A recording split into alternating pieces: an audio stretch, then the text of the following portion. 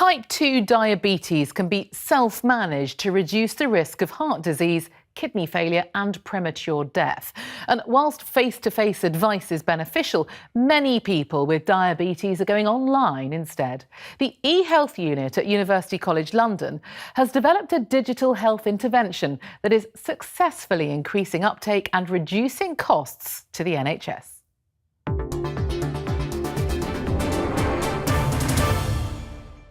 So you're obviously checking your blood pressure at home and you're putting your results into your own record here.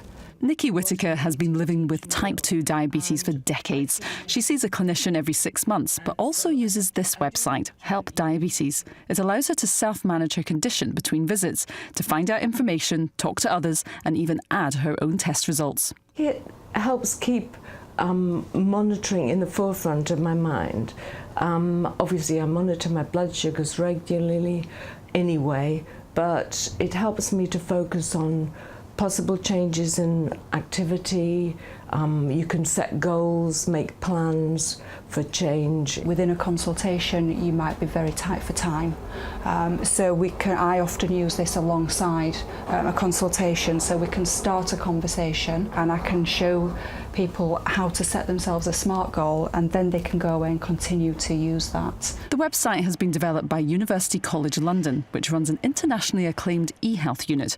It develops, tests and implements the latest technologies to improve the health of people who are living longer with long-term conditions.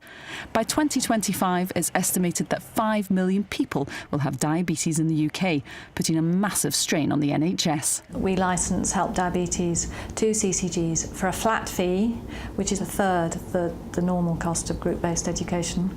And that flat fee gives everybody in that CCG who has type 2 diabetes access to our intervention. Kingshuk Pal is a GP. He's been trialling Help Diabetes on some of his patients. 50% of visits to the website happen outside office hours. It's a chronic condition that people are living with, 24/7. So that's 8,760 hours a year that they're looking after themselves. The time they spend with health professionals is maybe half an hour.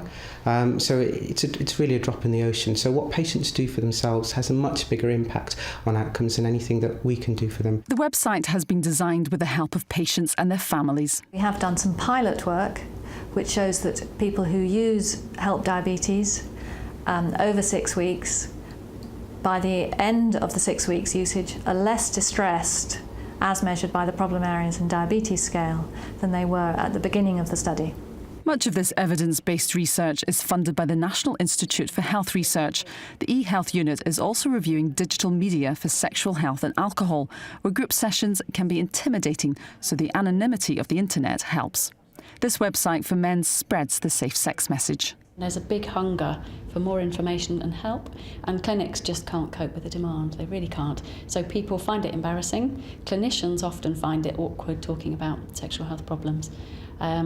And the website looks extremely promising as a way forward. Again, not to replace face-to-face advice, but definitely as a supplement, and to reach people who just won't be receiving any help at all, actually. Down Your Drink is a website developed to reduce harmful drinking. Research trials by the eHealth unit showed it cut alcohol consumption by around a half, and this was maintained a year on. The unit is now working on the website Help Alcohol to reduce excessive drinking.